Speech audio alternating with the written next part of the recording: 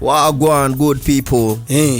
So me say wachana afadhali hata utuambie ile ya Kikamba mtasalimiananga aje huko kwenyu waindata ndio hizo sasa jioni kuna salamu za masaa zote ni time ngware ni wa mukata hadi umeamugaje na hiyo ingine hiyo ingine waindata ya mjana umeshindaje usiku mchana ni jioni waindata hadi mchana ni jioni hiyo yenye nasema ni ya mchana ni ya jioni umeshashinda wewe hamna ya mid morning afternoon hapo unaweza pata mtu mwambie na yu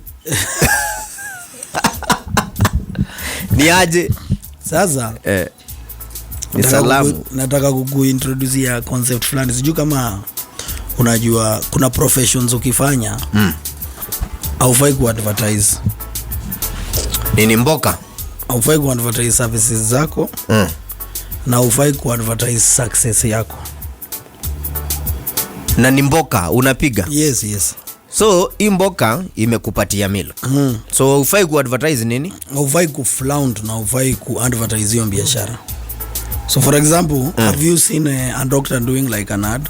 A doctor hey come to my hospital, we cure people, you won't die, our ICU machines are working, you have oxygen or something. you won't even see a hospital. Abana zayona ujaiona ad ya madoki si ndio madoki apigange ni zile service wanasemanga hapo kuna tu machine fulani so in case unahitaji service na daktari wao ni qualified. So there are various professionals I think doctors, architects, lawyers, hata wasewa mocha wapigangi maana jana nao judges nini hizo yani kuna zile ma profession. Can you advertise yourself as a lawyer? No, you cannot say I've won sijui kesi ngapi. No, you can't. So because the reason why I'm saying also rarely will you see people in those professions also advertising their success, like I've won 1,000 cases, that's why I'm living large, driving this na nini ati unanielewa na wakili anasema we made it ama unaona dogi amepost pale Instagram God did na sisi ni wale uliosaidiwa daktari umenielewa hawezi fanya hivyo. So I have a proposal. Hata mchawi hawezi. Yes, no they do. Hao wanasema see they put those things of that's tima akina doctor nani Mwinyi kutoka Zanzibar hao wanaweka master. So the reason why I'm saying that is because you see a certain profession can attract a lot of people and victims based on how that profession is advertising the success of its activities. Yani success ya ujaisikia watu wanasema ni wapi ushepra unazungumzia mimi nataka kuwa doki nitarudi chuo ni kuwa doki. Have you ever heard of that? Hapana. Mimi nataka kuwa niliona kuna fulani kuna kosa ya udoki nataka nipige nataka nianze hata nini next month alafu nifungue clinic ya radiology hapa na inakula mbaya hapana. You understand? Yes. So there are certain professions by their nature they are not supposed to be advertised, and even when someone succeeds in that profession I keep it low. They should not advertise their success. Afai kwenda kupiga mbwembwe ati by the way nime succeed na so and that's what is happening. You see there is a lot of things happening, but there are so many reasons which are the causes of the crisis is happening around. But one of it also a factor is that people who are excelling as entrepreneurs in quote are able to influence young people to join that kind of a lifestyle because of what, without warning them of the dangers involved. So somebody nimekupata tuko pamoja nimekuget. Yani kuna watu wa young sana wengi wamekuwa influenced na career fulani the success of the individuals who carry out the career, because they do most of the advertisement. Some of the advertisements are actually news. Yes. In all blogs. Yes. Everywhere. In all blogs. Yes. And the media, ama blogs ama media wame glorify sana. Wenye marketing inapigwa na ule mtu. Mbaga wanakuwa influencers of products. So ule mtu wa kukua motivated. Yes. Anaona hii ndio path mzee. Yes. Even the affinity towards wanting to do business with certain international buyers, customers, and the customers, is because 2 or 3 people had dealings with the people from those international customers. Yes. And their lives are assumed to have changed. Then they distribute that information. So somebody, a cousin or friend or somebody else who is following them, even village mates, start seeing, I just need to meet an international customer, do a little things and my life has the potential of changing drastically. What are the requirements? I have this. I have a perfect combi. Yes. All the minimum requirements are there. Yes. Bare minimum uko nayo. Uko nayo. Na hiyo ndio bare minimum. Na akili hata hakuna mahali imemensioniwa. Yes, so there needs to be regulations that if you are in a certain profession, you are not supposed to showcase how you succeeded because of trending in that business. It's the same thing even for the boy child. There are people, if you know you're a thug, if you know you don't make your money in a nini, stop flaunting your wealth. Stop flaunting all these things, because most young men now want to be like those guys, but those guys, unanielewa na kupata kabisa kama yani unaingiza maziwa design ya lazima kuna mtu ataumia mahali ndio ufurahie. Stop flaunting. Stop advertising. Kweli una advertise success of your behaviors. Yes. Because there are people who are not processing and they will think I need to be like this guy so that my life can change in a very short period of time. Jamaa ajaribu. Ndio hiyo kidogo tena imekuwa mambo mingi. Unanielewa? Ama ni vitu zingine. And it's happening in our society. So there needs to be some regulation. If there has to be behavioral change. Yes. Or if that's the long term by the way. Yes. Or if young people have to learn how to start working hard. The society must agree that some things needs to be stopped. Yes. Okay? Because those are the lessons. Unaona society na wale watu wanashinda na watoto wadogo wamekuwa more influential kuliko wazazi wao na watu wengine wenye wanaweza advise hao watu. Juu pia tena tumeweka at those positions. Yes, that's why very bright girls wanaingia makole, mtu ameenda sijui kusoma yuni gani ama ameenda wapi, anaambiwa kidogo nani mtu bright anaingia ukwantma ama ni mnaita escortma ama ni mistress mama ameshaambiwa anaambiwa unachikule dem. Unaona venye ana drive sijui anafanya nini ama nini, alipatana na manene sasa kidogo huko mnene huko mtumia nene inaitwa wira, ndio so watu wanaanza, and you know lazima tuanze kuongea hii mambo kweli vile iko, because the influence is from within. Yes. And it's also accessible on social media. Yes. And we perceive those people as opinion shapers. Imagine they even given platforms to host, to talk to people, to do all these kind of things. Then when I expect that there's nothing will stop. It will continue. Haiwezi simama. No. Kweli. Nimekupata 100%. Because we have allowed the society sasa kuonyesha watu hiyo ndio ni ka system mtu. Yes, and there are success stories that people can see. So people are saying, let me take a risk, I might be a success story. But in the sema hii si ile ya could address this wound. Kuna mahali imeanzia. So unajua lazima tuseme hivyo. So I am appealing if the same way some of the professions are not allowed to advertise either their services and products or the success after they do those things, or given platforms to glorify their method of making a living. That ina corrupt tena akili ya watu wengi sana, because everyone cannot become that. Yes, and they think now they can become that. You know, even some of them will look at themselves and say, I'm even finer than that person. Sasa hiyo ni mtu labda anahitaji tu kukua corporate kidogo. Yes, imagine. So unajua hii mambo watu hawataki kuongea vile iko. Kuna zile vitu. Lakini tuongee mpaka biashara ishe na watu waanze kufocus traditionally mindset in terms of working hard, doing this and this. Yes. And it's both the genders. It is not going to stop.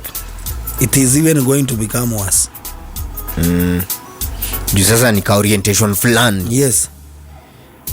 Watu wamestick nako. Yeah. And I think and it is in all levels. Yes, it's a high time we address it. Because now it's getting crazy. Yeah. Nina maja. Ndio. Kuna kijana nimeona amedungwa kisu. Commercialize relationship. Yes. Not even like people need to focus. So that when you are going to have sex somewhere, you focus that I'm going to generally have sex. Yes. And you know why? Yes. Unanielewa? Unajua watu waongee hiyo kitu na watu sasa pale mtaani watu waanze kuongea venye iko. Na ni vizuri ikuwe addressed mapema. Inaitwa tushike hiyo bull by its horns. Ndio hiyo. Kidogo nilikuwa nigue hip hop artist. Unaniambianga kwanza venye mlipiga shughuli na watu wengi wa industry wa hip hop. I believe that siwezi bishana na wewe mambo ya hip hop. Kuna mahali lakini mbona ulikuwa umeingizia hivyo? Ulikuwa umeingizia sana. Ni nini ulikuwa unaingizia? Tuko event naona uko rada mbaya. Hizo hip hop lazima rada. Hizo uwezi kama uko rada hizo. Kwa nini? Watu wako pale. Hii inaitwa culture mzee. Culture at least badilisheni culture kidogo, watu waache kukula moto. Wase wakuwe peaceful. Unajua kuna area unaweza ingia jo uone kama watu. No, but there was peace. There was peace, but chaos can erupt anytime. Kwa nini? From anything. Hiyo area hata sikuwa na bouncer. Kulikuwa na bouncer kweli? No. Kwa kazi gani? Kila mtu ni ordinary givia. Sasa unajua viongozi. Unajua kuna tofauti ya viongozi na watu ambao tu wanaongeanga like guys who give opinions. Wasikike. So one of the things that changes when you become a leader is now you cease from a guy who is just giving opinions to a person who is now doing and issuing statements which are either directives, instructions, motivation or otherwise, or correction. Yani unanielewa? Yes. But you cannot be giving. Nakumbuka hata jamaa ukichaguliwa kuwa prefect lazima ungekata tabia fulani. Yes. Tena uwezi kuwa wewe ndio piri na wewe noise making ni wewe unaongoza ama ufikiri kama piri, lazima ukue at a position of leadership. You are leading people. Yes. So unajua sasa ndio uwezi anza kuishingi tu ma unnecessary statements, opinions, or that unafikiria kitu una share ama actions. Unanielewa? Yes. And so I saw a certain governor talking about teenage pregnancies. And I don't know whether uko na hiyo kitu. Ni wa Pungoma. Ni wa huko Pungoma. Hebu cheza hiyo kitu tusikie. Acha tumsikie kiasi. Got pregnant should Ako wapi kafana. I did not say that those girls, early girls who have got pregnant should be banned from going to school. I gave an example. I said during our time, if you got pregnant, in fact it was a taboo to get pregnant, and if you got pregnant, you even feared to go back to school. You'll just discontinue yourself and disappear. And I said that we need now to go back to those, we need to go back into this and see, for example, if you get pregnant, how will society look at you? How are you going to behave? And those girls who get pregnant, for example, once, twice, and they go back to school. So I just wanted to correct that I did not say that. In any case, the law protects those girls. It protects both the guys, the boys, and the girls. So there's nobody who can ban them from going. The members of parliament, I want to ask you, because I was told. So I tried to listen to that guy, even when he was trying to now say whatever he was saying is not what he had said. And one of the things that I'm telling leadership, you see, that's the problem in that county. Yes. So whatever this guy should be coming up to say, it is a noma iko kwa county and address. Yes. So instead of giving examples of how during their times girls were chased away from school because they were pregnant, and there was stigma and everything, society has evolved. Yes. Yani yamekwama. Unaona, hata si kukwama. He should be giving a solution. He should be saying, as a county government, yes, we are running XYZ program that will ensure that most we are able to reduce teen pregnancies. Yes, in the county to 0%. Yes. And this is among the raft of measures that we are doing. We have created a program where we are involving school heads to introduce chiefs, nini. Haya, tutafanya hivi na hivi. Then lakini ni program. Then he should be benchmarking in other countries. You see, it's only not teenagers don't just have sex in Kenya. In Bungoma. They have sex across the globe. So there are countries who have developed solutions to deal with such issues. The next question ningekuuliza hiyo idea ya hiyo ku deal na hiyo noma angetoa wapi? No, ziko nchi mingi zimefanya. Unaona, nchi ambayo zimeendelea, they have measures and things that they have done to ensure that, because teens will not stop having sex unless you run a lot of robust programs za kuwafanya. Ni kama sasa tuseme ati sasa wale watu wako chuo sasa manjeni injeni iko ati wapelekewe zile mavideo tulikuwa tunatishwa nazo za dekiki anguka sijui iko na magunyo sijui nini, ati waingizie wale hawatambui mzee. Watu wanapiga maojis na nini hawatambui. Ati wapelekewe zile sinema tulikuwa tunaletewa. Unaona? Hizo na hizo ilikuwa ni drama. Iko na vitu ni horror. So it won't work. So times have changed. So evolve. Ideas evolve. Yes, so leaders should avoid just making statements, because those statements will trend zisikike. What you should be sparring is a solution-based conversation. Yes. If you don't have a solution, instead of trying to push that thing to the people, ati mnaonaje? Tiningori yao ama. Ndipo watu bana watoi wasikujange. Because what he is saying, he is raising a fundamental point. But he is not offering a solution. He is just talking like the citizens themselves. Because Kenya anataka kusema ni ati vile hawa toi wakipata ball alafu wako allowed kurudi chuo. So watoi wengine kila mtu anajua anaona hakuna noma, tarudi chuo na mambo inaendelea. So that's what he's trying to say, that probably whatever is happening is accelerating the problem there. But in my own opinion, there is a way to raise that point, and you cannot raise it. It's like you are throwing it to the people, especially when you are in that position of leadership. You should be offering solutions. Unafaa kusema tunafanya hivi na hivi, nimeita mkutano wa watu yote ya masomo tukuje tu discuss hii kitu na nisikie wanaona tunaweza fanya nini kwa hizo shule.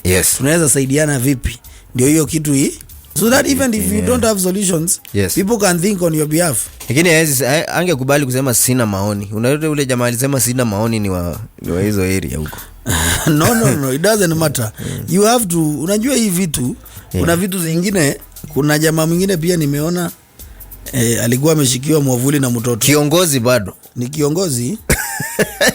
Alafu because people, leaders should first think before I respond to this issue. What am I going to say? So people have raised the issue that a kid was holding the umbrella for you. Yes. Na yeye ako kwa jua na mtoi ni mfupi. Yes na jamaa ni mrefu. Yes, so story kama hiyo sometimes ikireiziwa na watu wachana tu nayo. Ukiwa kiongozi usibonge tu ndio ati. Because I think he has amejibu, lakini sasa venye amejibu kulingana na mimi nimeona una confirm. Nina confirm sasa venye tulikuwa tunadhani ni hivyo. Ni hivyo juu sasa. Venye umerespond, hebu cheza hiyo kitu. Huyo jamaa venye amebonga. Unajua watu wanasema ni porojo. Amesema nini huyo jamaa? Watoto tunapendana, nilienda pale nyingine mtoto because he wanted to get the attention of the CS. Ukiona mtoto amekuja na mwafuri si ate kutoka hapo hiyo mtoto alikuwa anataka school fees which na nguo ya uniform hata kama mwangalia na shoes. So the purpose naona media nachukua ile mwafuri CS alitisha CCS. That is more guy insisted to be beside me until I said, okay, here is something for you. And then later on, I was able to consult with him. Nikamsaidia vile alikuwa anataka because he comes from a background that you and me don't come from. So sometimes when we go to places, public figures, you get this needy, wanataka kupitia na kufikia PS wangu asimamishi anakuja mtoto na anasaidiwa vile. So you know so sasa wacha tutel kipindi kulingana na venye siasa naipiga. So anasema umtoi alikuwa anajuana school fees. Mtoi sasa so akapanga kipindi na akakuwa standby na mwavuli. Ako ready aone CS. Akiona CS tu hivi anatokea na mwavuli aipige na hapo amwambie nini anataka. Na insist. Wakimaliza yeye amemshikia mwavuli anamwambia master unajua mimi sasa sina school fees. Hii shughuli yote mbona nimepiga hapa school fees, uniform na shoes. Shughulika. Kwani CS ananga security ama kijana alifikiaje jo? Mzai kama you know he was in India and he saw a public figure. So what did the other needy students there? Walikuwa na mwavuli mmoja akapewa chance ama huyu ndiye alikuwa Otero akavuka nayo kaenda ameipiga.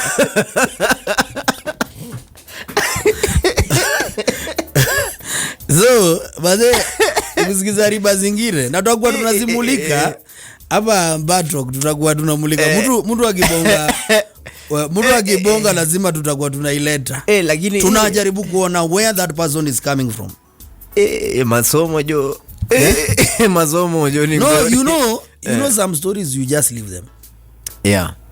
Don't explain. Now when you're explaining, somebody has told you that now you will look like you are so sensitive. Yes. You are helping that guy. Even if you help that guy today. Sasa umejiingiza tena kwa story nyingine. Kwa sababu so sasa viongozi wakitokea watoi jo wakuange standby na mwavuli mzee. Are you needy? Do you want some school fees? Get your umbrella ready. And stay ready. Viongozi akitokea unaipiga mzee. Mwaje kupatia watoi jo vitu nini? That's what I'm telling you as a leader. You need to know what you are saying and what you are also reacting to and what you are responding to. In my own opinion. Sasa hata mtoi watu yako nao sasa chuo saa hii unafikiria wanamuadresaje? Nani? Ule jamaa mwavuli. Na lakini ndio bija inavuka fani. Anyway, you see, this is what I would say. Probably in that school where the CS went, kuna group ya scouts ama vitu kama hizo. Yes. Na watoi walisema wao ndio wanataka kuserve the leader of education in the country. Yeah. It's a very simple explanation. Because you can see the boy is following certain instructions. Yes. he is so calm. Hata angepiga angepiga hiyo uniform ya scout ingekuwa na iko sawa. There's no problem with a student wanting to serve their leader. Yes. But now how you react to it later is what now that makes it funny. When you start saying, so are you saying ati alikuwa niti, so anataka kusema akienda chuo ya Kibombe kuna venye watu hiyo hakuna mwenye atasimama na mwavuli. Like, we got our money, our parents are rich. What are you saying? Get rained on, bwana si.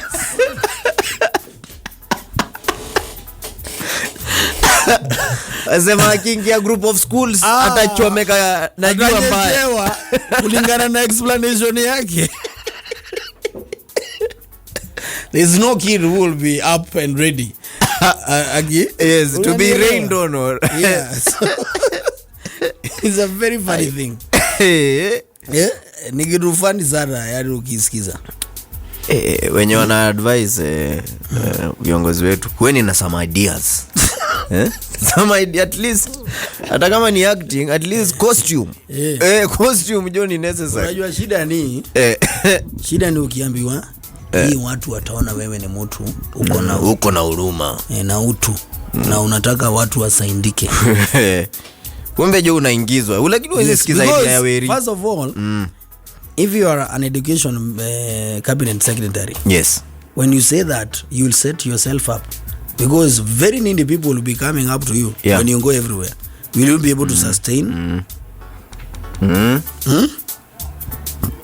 Unanielewa? Hawezi sustain. So ni vitu tu kidogo watu wakiongea wanjua ni nini, but it's also funny because it keeps us entertained. We need to appreciate that fact. Thank you for the Comedy Central.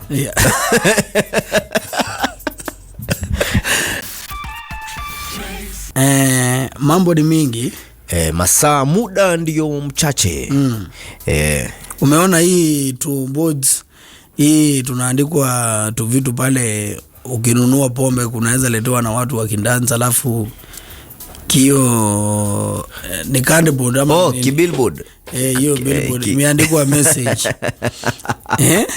Uliona hiyo hadi ni for example ni mumama.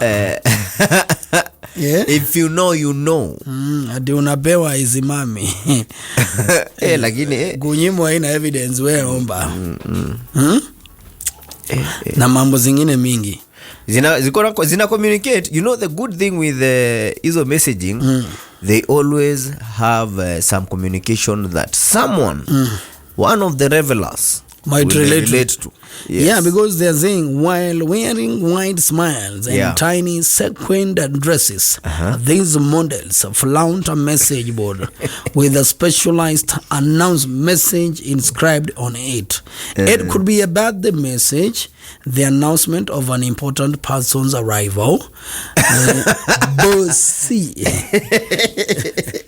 in the building, Cliff Bossy in the building, or even in most cases a select quote borrowed from online conversations. Lakini kwa announce area ukifika jodi noma, kwa announce area ati nimefika. It is very dramatic. A big shout out to Cliff in the building. I see you. As the popularity of the message boards has continued to grow, club directors are competing with each other, and they have invested more in creative marketing teams who are solely responsible for the cheeky and often naughty inscriptions found on electronic boards. Zile captions zangu ni kama nitawatumia. Nini wanavaa kuanza tena watu wapigiwe za ukweli. Za ukweli hapana. Jambo kama leo sipigwe mjele. Ukiletewa nini yako? Sema Brayo, usikunywe salo yote leo. Umelipwa tu sai.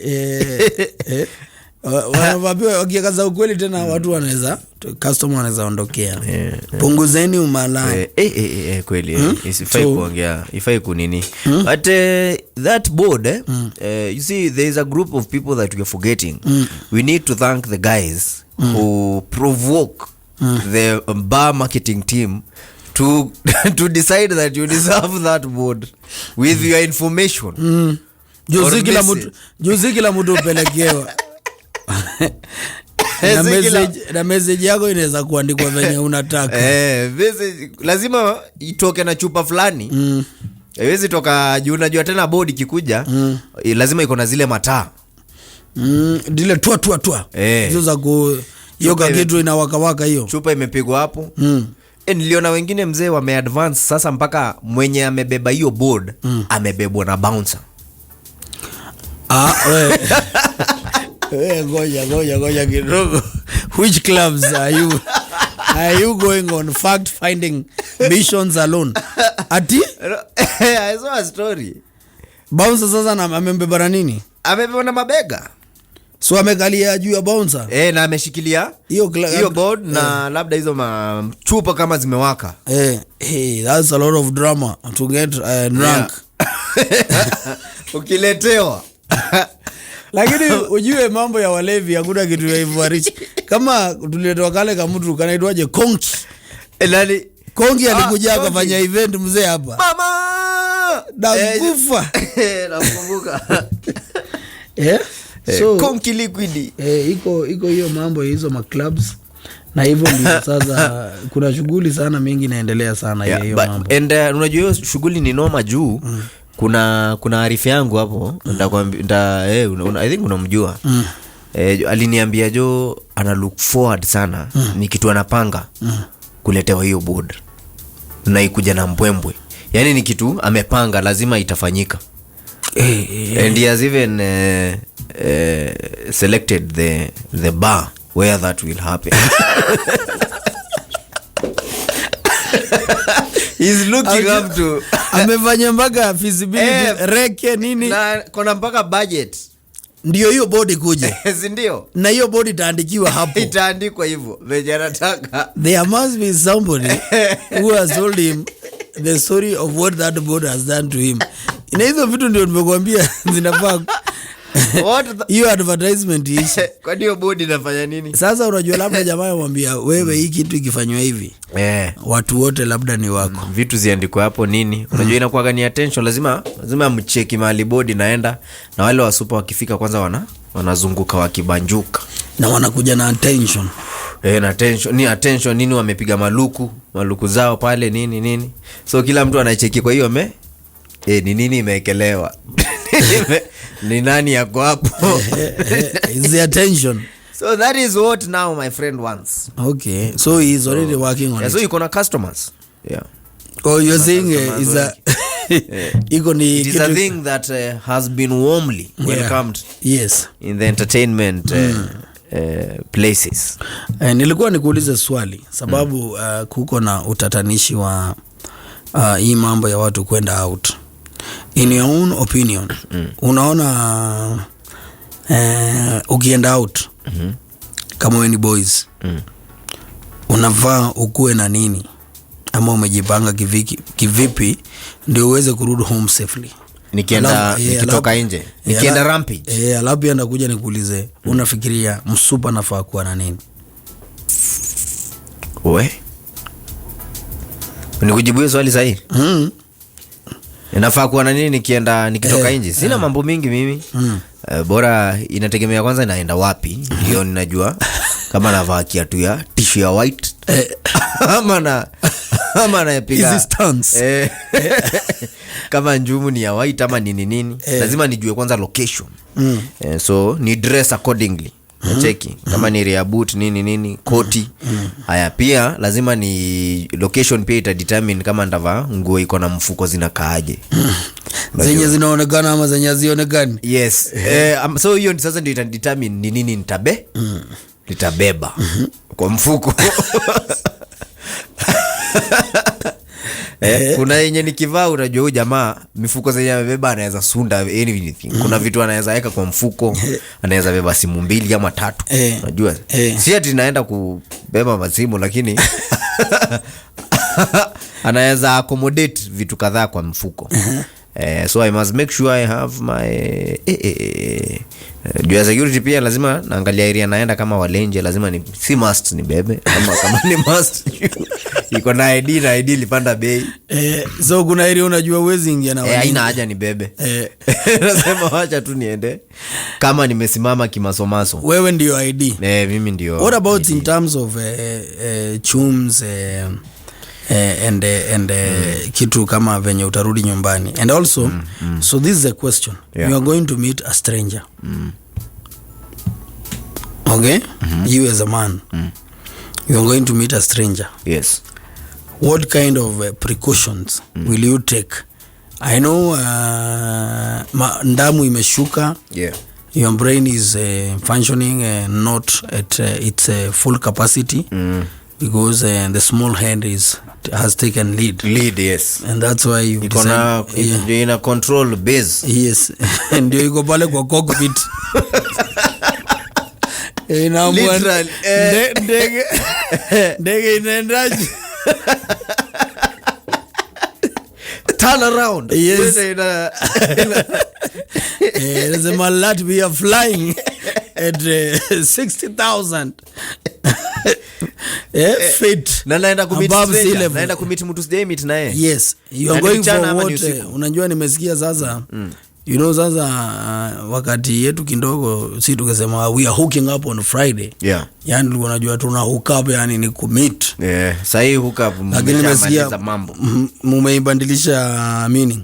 Hook up ni mwisho. Ni mambo. So unaenda kumit stranger. When boys. Which precautions will you take? As much as you are incapacitated in wanting to make what I would call calculated risks. Unaenda na jia gani? First of all, hiyo kwanza the thought of whether we have been taking precautions it has shocked me. Because this is one department that where a caution is thrown to the wind. You don't care. Nyinyi mutaniokota mahali mutaniokota. Hata mutaamua vile mutabanga. Unafikiria ama mtu anaweza hata kufanyia kitu. So kwanza imenipiga butoa. Yonekarangi ukagua umeokotwa mahali fulani. Kunaweza endaje? Pale mtani venye ama ujali juu ushanyuri venye pia wasota kuna bonga pale. So some of the precautions is mi kama na meet mtu unajua kwanza mtu meet mtu kwa mtandao online unacheki. So na kulingana na venye mnaongea na mtu at some point mnaweza tumiana mapicha. Ama akupe handle. Akwambie follow me. Enda uangalie mapicha zangu hapo. So kulingana tu na profile ya mtu hii kitu lazima uanze kuionea mbali. Unaweza tell mtu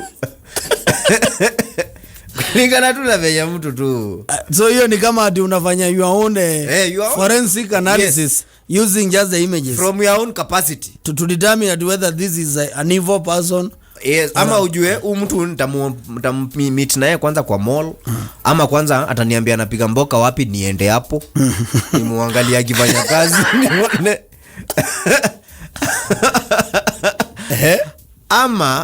ama ni mtu naweza trust nimwambie wewe kama mtaani.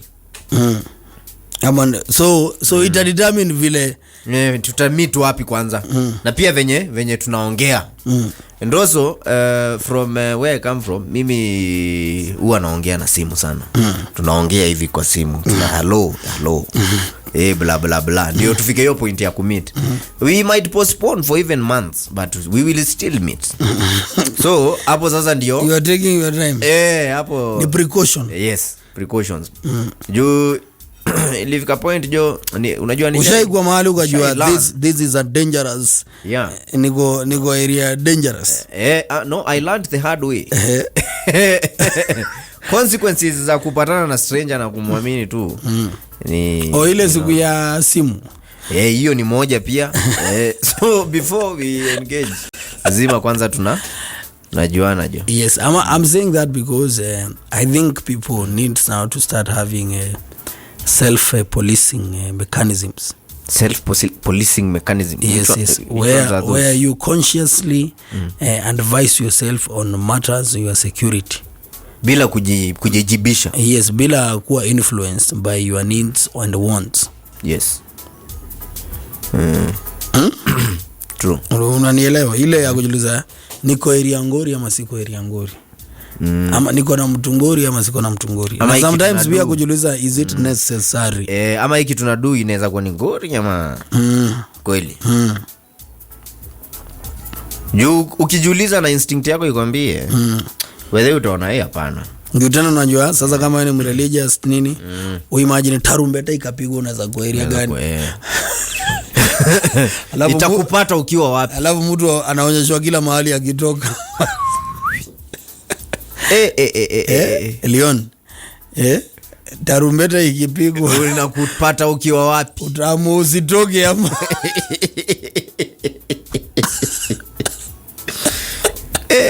Sindio? Wacha nikatalie huko. Yeah, so it's a mind boggling suggestion that people should now start taking policing. Yes. Na unajisikiza jo. Na unajua unaweza jua unaweza tumiwa tu text hata na mtu yeye ni aje. Hapo ni pale unambianga small head atuendi. No. No. Naomba ile unajua ile ulikuwa unaona unafukuzwa.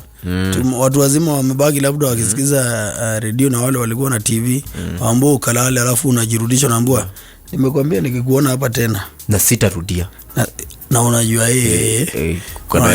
mtu amekuwa serious sana. Ya kwangi hivi. Wacha tu nilale. It's the same thing unafaa kuongea na inaweza fika masaa fulani late na watu wengi wame experience sana na mimi nikiwa mmoja wao. Unaona tu mtu yani amekustua na mapicha fulani jo. Kwambia kama sini saa hii. We nani? Siku unatoka. Ambia soja tutaonana. Unamwambia naweza rudi ama nikose kurudi. Niangalilie. Nimetoka. Ujapanga wewe. Whatever comes, whatever goes. Yes. Naenda hivi jo kisanga inakupata ama.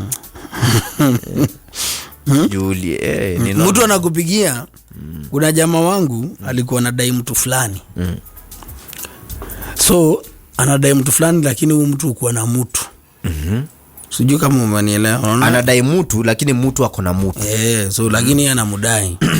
Anajua anaonanga ni kama huo mtu anasumbuana na mtu wake. Unangoja waachane. So siku moja akadungiwa simu na huyo mtu. Unaona like amekuwa yani ile design unatafuta mtoto lakini mtoto amwezange kupatana. Lakini siku moja amekupigia simu Saturday. 11:30 PM usiku. Akisoba kilia. Sasa Cliff. Where are you? Can you please come for me? Where are you? Si ndio hiyo. Usitoke hapo. Are you safe? What is happening? Jamaa ingia kwa taxi. Mpaka mahali ameambiwa aende mtu. Jamaa ameenda hapo juu amepigwa mbaya. Wow. Na nani?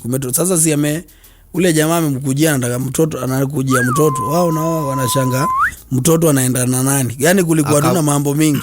Kumetokea noma. Jamaa ako solo. Unaona, na sisemi eti ni vibaya kwenda kupik mtu ama kusaidia mtu. Lakini kulingana na with his own admission, he said kitu ile mvuta sana ni jwali, unajua unataka kuonekana master juu mtu msaidie hiyo time nini. The pillar of my strength. Na hakuna kitu wezi fanya. You can fight all the enemies. Yes. And you can jump in front of a train for her. A speeding train, not just a train. Lakini huyo jamaa si mjanja. Angefika na taxi, ambie dereva slow down. Wacha niambie mtu akuje. Tulia, nimvutie. Kimpigia usishuke. Na usimwambie uko kwa gari gani kwanza. Uko wapi? Uko wapi sikuoni? Uko hapa kwa gate. Atembea unioni kwani umevaa? Akuje, hebu washa torch ya simu. Sawa. Kuja tu hivyo venye unakuja. Ukonfirm makosono. Ujue mission unaenda. Unaona hiyo gari? Ingia, fungue mlango.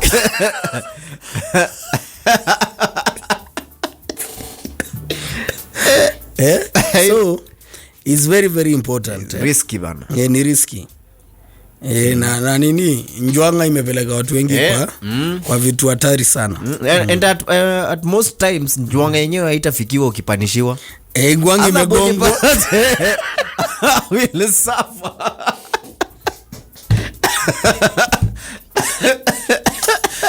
Wanavala mrugo na manundu huku na lakini njwanga iko polite.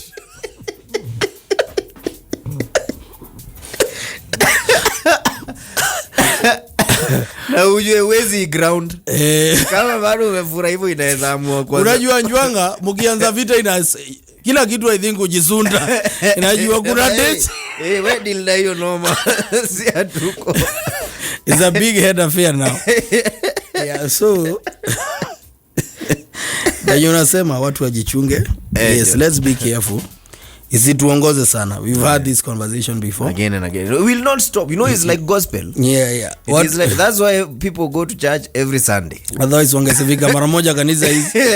Pige short course yako ya Bible. 3 months. Uokoke. Mimi mambo ya mbinguni bro. Niko ndani. Nilimaliza. Na live by the doctrine. Yeah. So it's very very important. Yeah. Watu ache kuongozwa. Inapeleka watu kwa ngori mingi sana. By the way, we understand you. I understand every man who has taken a risk just to go and ejaculate somewhere. Most of us have done that. Yes. Kuna ile mpaka ile ilikuwa ni BNB ama ilikuwa hoteli ama lodging. Yenye ilikuwa inachomeka juu alafu wako ndani unaona venye unawashanga moto kwa nyumba, mende zinaanza kutoka. Mzae jo anatokea kwa dirisha. Niliona mbudani. Aruka. Story kama hizo mtu atakangi kufikiria akiwa maeria. Yiga ujai kwa maeria ukafikiria kukakuwa na ngori area. Na lazima ukuje usaidiwe. Ama public ndio wamekuja kusaidia watu. Mambo itakuwa namna gani? Ni Mungu anatulinda. Mungu hamwachi mja wake. Hivyo ndio inasemekana, si ndio?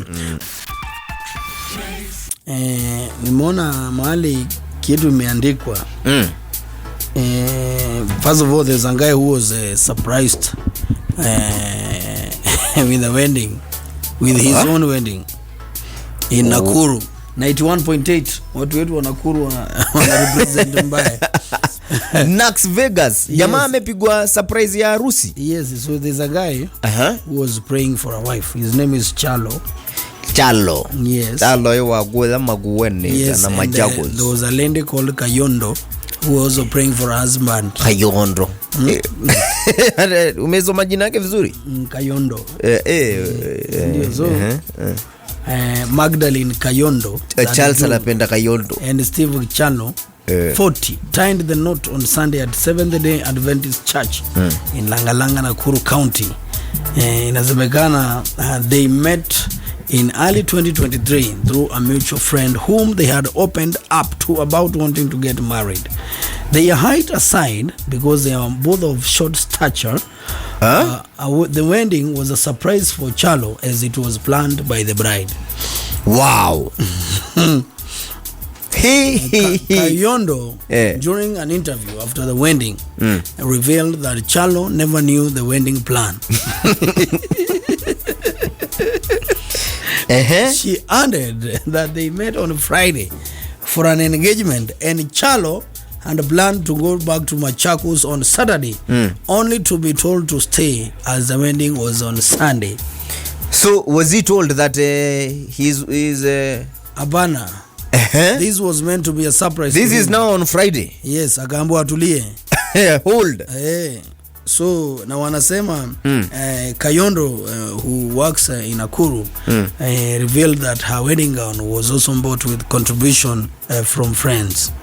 Wow, what are friends for? Yeah. Big up. So Kayondo's friend. revealed that he survives on menial jobs and will do all he can do to meet Kayondo in Nakuru. He said at times Alikuwa ameenda kummeet. Yes, at times I would contact truck drivers and hitch a ride to Nakuru. Yaani kasema hakuna barriers, akitaka kuona mtoto mzee atamuona hata kama job yake. Unajua yani, na nimeishi kushanga, kuna nilikuwa tukiwa mkaa tukikula fare ukisimamisha lori, by the way utaangukia moja ama mbili. Today we saw guys being chased unaona in Westlands ngojea when they hitch a ride on a lorry. Yeah, maybe one of them was going to meet a lover somewhere. Yes.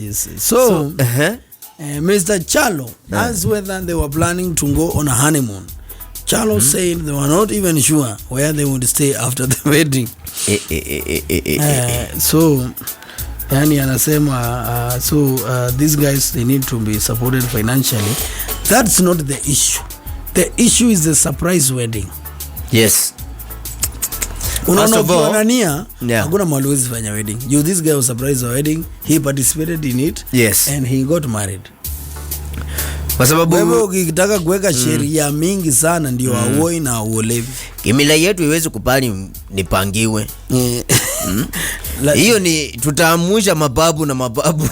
Na wakiamuka iko shinda kubwa sana ya. Right? Yeah, so would you wewe unaweza pangiwa hivyo kama Chalo? No.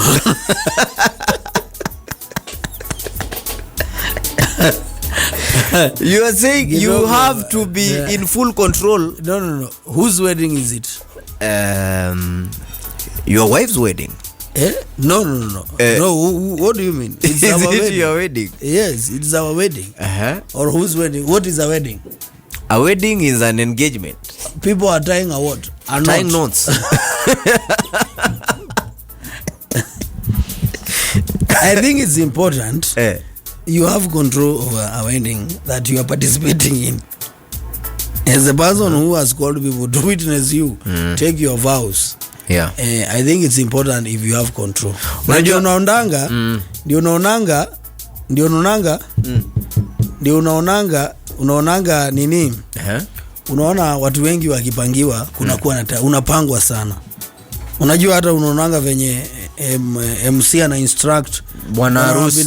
Unajua hawa ndio committee yao ndio imekupangia. That's why they are harassing you there. Wewe simama ngoja picha nyingine ipigwe. By the time siku ishe, you've been received instructions from multiple people who helped you to do the wedding.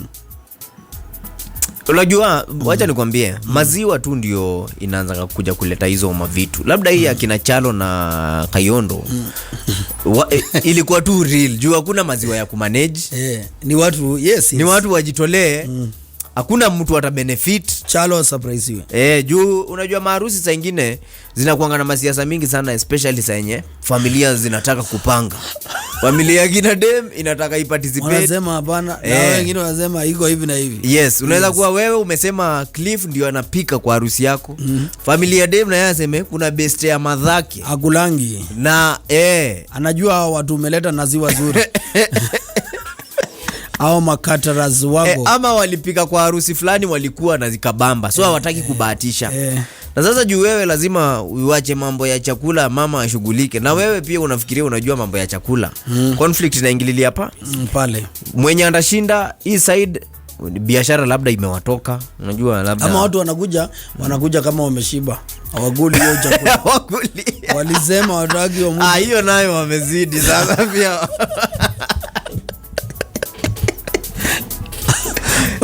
Hiyo nayo wameenda sana ma family politics. Atukuli. Watu wanakuja wameshiba. Actually wakikuja hiyo function yenyu na wanajua watakuja wakule fiti.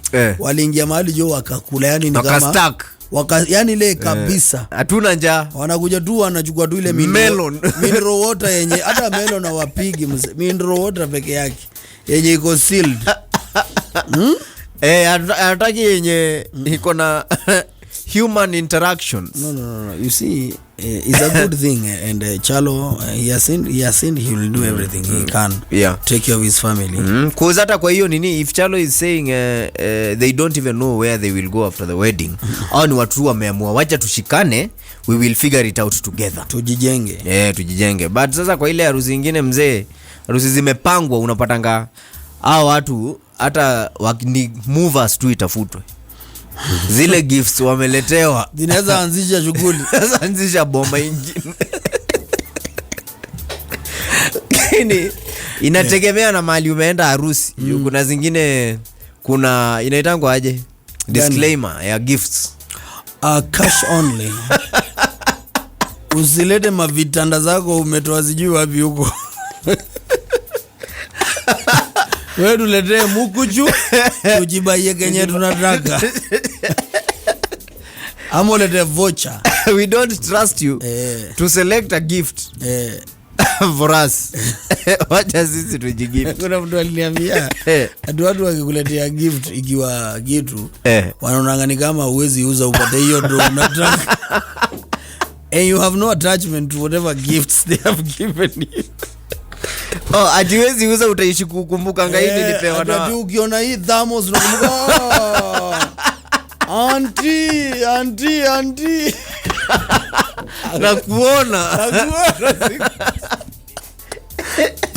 Na kuona daily kwangu nikikunywa chai. Umeleta hapa vitu mtu anapiga tu. Niko na 65 inch hapa. Hatujaifungua. Ni nyaru wewe kujia tu na box. Hata sitaki mambo mingi, weka tu kwa duka uuze. So yeah, I think watu wakisema wanataka gift yo design wapeleke tu design wanataka. Waja because danda hapa ndo mtaanzisha familia. Munjue ati amekubarikia. Unaona wale watu wale wameappointiwa wapeane gift on the behalf of that family. Nasema na sasa hii munjue hapa hamfai kulala kama mmekasirikiana. Hii ni hekalo ya Mungu. Hapa ndio mtatengenezea watoto. Kwa hivyo ni mahali mtu hafai kuingia akiwa na mafikira mabaya. Kuhusu mwenzake. Unanisikia? Amuta I have makeup sex hapo. Amuta haikusana. Hapo ni area yani mna sacred. Sacred sana. Hii blanketi duvet musiwai sikia baridi ikiwa. Na kama hata saa ile sababu ndoa ni panda shuka, saa ile hata musikizani ndio mnajifunika pamoja. Na itaongeza joto. Na joto ikikuja mutaongea, si ndio?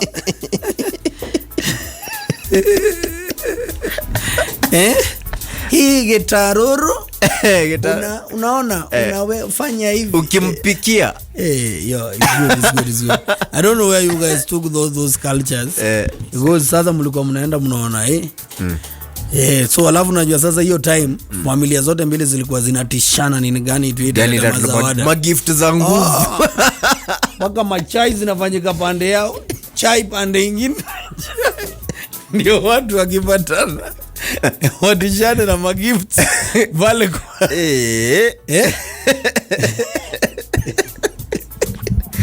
magift za harusi. Ngori sana. Gift zilikuwa zina fiti kitambo, but sasa siku hizi unajua mtu anaweza kubaya gift juu akona maziwa hata labda kupunguzie. Tena unajua blana ilitokea tena kwa nini kwa mnapewa gifts the same. Na watu so unapata madhako wako kwa chama 6 na hizo chama zote zimenunua nini? Hotpot.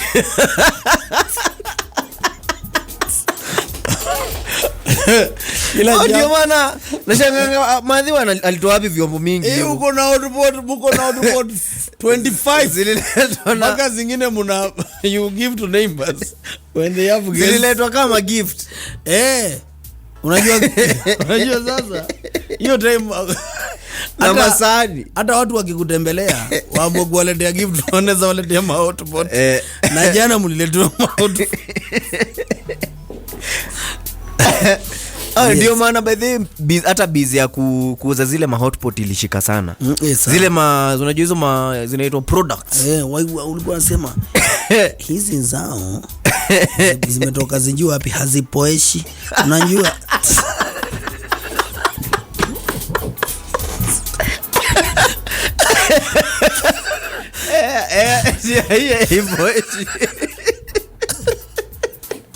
haipoeshi na harimbu chakula, gandishi. Unakumbuka za mama nani?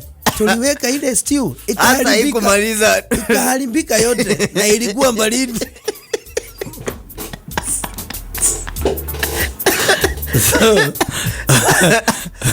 Hapo ndio biashara ya hotpot ilishika. Mambo nikaanza kutembezwa. Mbaya sana. So gift sign ni maziwa. Alafu unajua saa zilisavia pale hoja zilisaidia.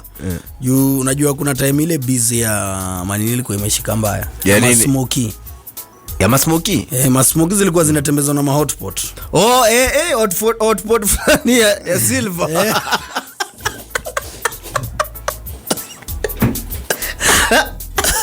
Hapo jamaa ampiga kabuti yake. Waeshwara hiyo.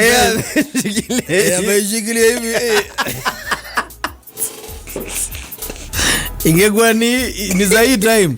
Ngogoro na muesha melainisha mavijana. Ila kijana na hotpot. Ameisunda. Ameipiga lock. Today I empowered 65 boys with the hotpots. Yeah. Mambo iko namna hiyo. Kuna kitu niliona very powerful. Inasema unfollowing does not mean beef. Unfollowing? Yes. Limited access does not mean beef. Boundaries do not mean beef. Yeah. Growing apart does not mean beef. Yeah, true. Periods of solitude do not mean beef. Separate paths do not mean beef. Yeah. We are not entitled to anyone's energy. Everyone is not mad at you. Na unaambiwa love. Nanielewa. Kwani kuna watu kuwa entitled to. Yes. Hiyo watu wengine. Kama ukiona umepatani na mzee sana unaanza kuona kuna beef. Ama unaweza kuona ni kama kuna beef. Unaekiwa boundaries fulani. Niliona. Nikuulize venye alibonga. Nikuulize, si tulikuwa tunaenda kwa Clifford saa 9 usiku. Saa hii hata kwake 10. Uwezi ingia. Ni beef tena gani hiyo? Sasa hizo ni mabeef gani? Si ni kwake mambo tu zimechange. Amepanga vitu kwake. Growing apart does not mean beef. Unaweza grow apart. You can take a certain path mtu mwingine. It does not mean kuna yoyote. Juu it doesn't mean ati wale mabeste walikuwa ni mabeste wako mkigrow up. Ama mkiwa high school ati bado ndio watu wako sahi. Juu mligrow apart. Imaanisha wao sasa mko na ngori. Ni maadui. Ati wale wanajifanya. Hiyo kujifanya yao siku moja itaisha. Aishi mzee bado wanaendelea jo. Utabaki hapo ukiomba ati walani kitu na hakuna kitu bana. Wewe ndio umekosa kulani. Umenielewa? Yes. Periods of solitude do not mean. Yani kuna mse amejitoa kidogo nini maybe ana try so long as working on themselves. Ukajua wako sawa. Si hakuna beef. Hakuna ngori. Separate paths do not mean beef. Unaweza kuamua chukua path si similar na nini lakini wewe ukaenda hivi wewe mimi nikaenda hivi vitu zikaenda tofauti na nini unasema ni miedhele sasa unakuanga umejaa gas na mtu hadi juu kuna ngori hapo. That is what it's saying and we are not entitled to anyone's energy. Sindio? I think once you understand that you can be the most peaceful person on earth sana. Hata uwezi kwa yani yuna mambo mingi. Ati unaona huyu mtu hajaniongelesha wania. Alijaribu kuniongelesha nikamwambia nini? Hujaniongelesha. Hujanipigia tulie. No, just relax. Yes. Sasa tuongeange daily. Don't be entitled. Tushindage tumechat. Si ndio? Juu kuna wale watu hata mkawiane for how long. The moment mtapatana conversation inabamba. Yes, because in natural. Hakunanga ati ile kwanza mnapiviana. Yaani ongelesha wewe. So sahi mwacha kunipatia story.